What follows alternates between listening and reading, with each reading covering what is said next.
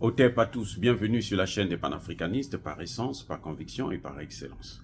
Celle des citoyens kémites par nécessité et obligation de combat.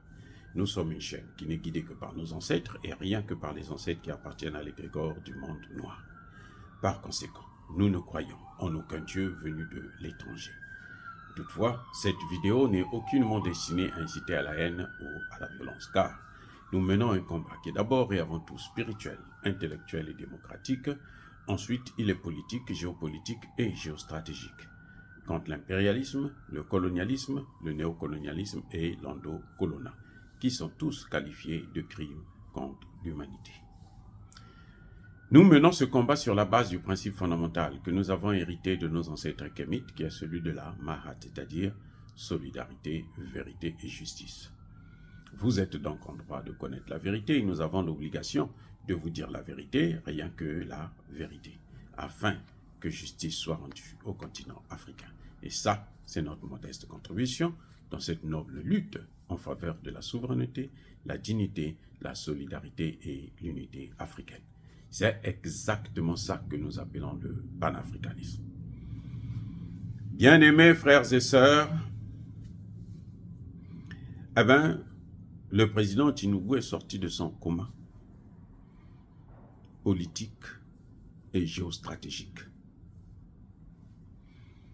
Vous savez, le président Tinubu, je ne sais pas ce que Alassane Ouattara et la France, Macky Sall, Embalo Sissoko, Patrice Talon avaient dit à Tinubu pour que Tinubu puisse avoir une haine. Je dis bien, je ne parle pas d'une colère, mais je parle de haine. Tinubu avait une haine contre le Niger, le Burkina Faso et le Mali. On lui a dit de ces choses, je ne sais pas ce qu'il avait entendu pour qu'il soit si fâché, mais alors à outrance contre ces pays. Et là, il commence à voir les choses au clair. Il commence à comprendre que, mais il allait commettre une erreur monumentale que aucun chef d'État africain n'a commis jusqu'alors. Malgré tout ce que nous subissons, la dictature, les ceci, les cela, ce que Tinubu allait faire là, ce serait la catastrophe. De vendre tout le Sahel. Parce que s'il y a eu la guerre au Niger, s'il y a la guerre au Niger, ça ne s'arrêtera pas au Niger. Ça va affecter tout le Sahel et une bonne partie du golfe de Guinée. Et ça va même affecter l'Afrique du Nord, c'est-à-dire des pays comme l'Algérie, la Mauritanie. Et Tinubu, on a failli mettre ça sur la tête de Tinubu. On devrait dire, oh, c'est pas un francophone, donc ce n'est pas la France. Non, c'est l'Angleterre. Non, c'est la France. C'est vrai que la France est soutenue par l'OTAN. Si elle a réussi, c'est pour le bien de l'OTAN. Mais c'est la France qui voulait et qui veut jusqu'aujourd'hui cette intervention. La France a envoyé son ministre des Affaires étrangères pour aller voir Tinubu, pour aller le convaincre, pour aller lui proposer l'argent. Ce qu'ils avaient oublié, c'est que Tinubu est riche. Il est plus riche que Macron. Tinubu était dans la drogue d'abord. Et c'est l'un des plus riches du Nigeria plutôt. Tinubu est parmi les plus riches du Nigeria. Il est sorti de la drogue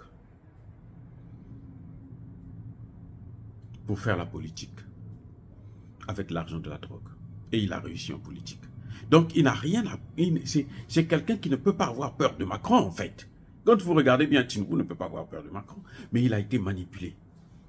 Il a fait confiance à des gens comme les Alassane Ouattara. Vous êtes au pouvoir depuis longtemps, donc vous connaissez ce qui se passe au sein de la CEDEAO. Et donc, les conseils que je vous me donnez, ce sont des bons conseils. Mais il est tombé dans le piège. Parce qu'après, le Sénat nigérian a mis Tinubu à sa place. Les religieux, les populations. Tinubu se rend... C'est maintenant que Tinubu se rend compte que... Mais il a 7 États qui ont une frontière avec le Niger. 7. Et ce sont parmi les États les plus peuplés du Nigeria. Donc si tu les as à dos avec toi, là, tu es foutu.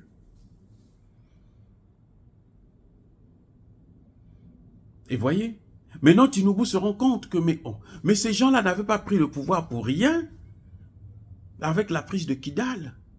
Tinubu voit maintenant que mais en fait, ce qu'on me disait pour ces gens-là, qui ne venaient pas pour lutter contre le terrorisme, ce qui les intéressait, c'était le pouvoir. Mais non, ils sont en train de lutter contre le terrorisme et ils sont en train de réussir et ils sont en train de prendre des engagements pour le développement de leur pays. Ouais, ils veulent maintenant fabriquer, transformer leurs matières premières chez eux. Même le Nigeria ne transforme pas toutes ses matières premières. C'est maintenant seulement que le Nigeria vient d'avoir une raffinerie de pétrole. C'est vrai que c'est parmi les plus grandes au monde, mais c'est maintenant. On vient de l'inaugurer il y a quelques mois, là, en 2023. Donc même le Nigeria n'était pas indépendant. Et ne l'est toujours pas. C'est maintenant que Tinubu comprend que, mais en fait, ceux-là, ce sont ceux qui ont raison. Ce sont ceux qui ont raison. Donc quand ils avaient nommé Tinubu à la tête de la CEDEAO, alors qu'il venait d'arriver, c'était juste parce qu'ils se disaient que, mais si nous n'avons pas le Nigeria, on ne peut pas faire la guerre contre le Niger. Voilà le problème. Ce que Tinubu vient de comprendre. Sa cécité est partie. Il est sorti du coma, il s'est réveillé. Maintenant, il regarde les choses, il se dit non, il y a quelque chose d'autre. Et vous savez, la sanction, c'est quoi? Depuis la prise de Kidal, depuis que Kidal est tombé, Tinubu ne veut plus parler ni à Alassane Ouattara, ni à Macky Sall, ni à Patrice Talon, ni à Embalo Sissoko. Oui, Tinubu dit non. Il ne veut plus les entendre parler. Il ne veut plus entendre parler d'une intervention militaire. Il s'en fiche maintenant même des négociations. Pour lui, vaut mieux que Tchani reste là. Parce que ce qu'ils sont en train de faire là, ça réveille. Mais, attendez, le Sahel, l'alliance des États du Sahel, c'est 80 millions d'habitants, y compris la diaspora. C'est ce que le Premier ministre venait de nous dire. 80 millions d'habitants. Un territoire de 2 800 000 km². 2 800 000 km². L'Allemagne, 80 millions d'habitants. Sur un territoire, je ne sais pas, 300 et quelques mille, 400 000 km². L'Allemagne que vous voyez là. Et c'est l'Allemagne, c'est la France qui va nous dire que nous, on est surpeuplés. Elle est à 600 000 km², elle a 65 millions d'habitants, et elle dit, non, 70 millions d'habitants. 70 millions d'habitants sur 600 000 km². Et Emmanuel Macron a le toupet de dire que l'Afrique est surpeuplée. Le Sahel est trop peuplé. Vous vous rendez compte? Il faut tuer les gens là-bas. Ils ont un autre problème, ces gars. Visiblement, ils ont un autre problème. Ce n'est pas celui que nous avons, celui que nous voyons. Ils ont un autre problème. Le Sahel, vous vous rendez compte? 2 800 000 km². Mais alors, je ne vais pas vous faire la carte des ressources minières. Vous allez voir que c'est un scandale géologique. À commencer par l'eau potable. Nous avons des réserves qui peuvent alimenter le monde entier pendant plus de 200 ans. Vous vous rendez compte? Pendant plus de 200 ans, on alimente le monde entier avec cette eau potable. Quand je dis eau potable, c'est de l'eau qui est prête à consommer. Vous n'avez pas besoin de transformer ça dans des machines, de ceci, de cela. Non, maintenant, dans le verre, vous buvez. Mais attendez. Donc, c'est ça que Tinubu est en train de comprendre maintenant, que mais on a failli le mettre dans faire commettre une erreur monumentale et qu'il ne pourrait jamais corriger toute sa vie, même mort. Emmanuel Macron lui-même, on le parle, Tinubu ne veut plus lui parler. Parce que chaque fois qu'il appelle Tinubu, c'est pour lui demander d'intervenir. On veut lui proposer l'argent. Vous allez lui proposer quel argent? Il est plus riche que Tinubu à lui seul. Il est plus riche que toute la Côte d'Ivoire. La Côte d'Ivoire doit combien? 35 milliards de dollars. La Côte d'Ivoire, c'est l'un des pays les plus endettés d'Afrique. La Côte d'Ivoire que vous voyez là. Avec qui? Avec le plus grand économiste du monde. Regardez. Le résultat. Quand on vous dit que non, ce n'est pas ça qui compte. Un intellectuel, on reconnaît son travail par la recherche. Il a fait des recherches sur quoi? Quelqu'un vous dit, moi je suis docteur. Oui, très bien, tu es docteur, mais qu'est-ce que tu as apporté de nouveau à la science?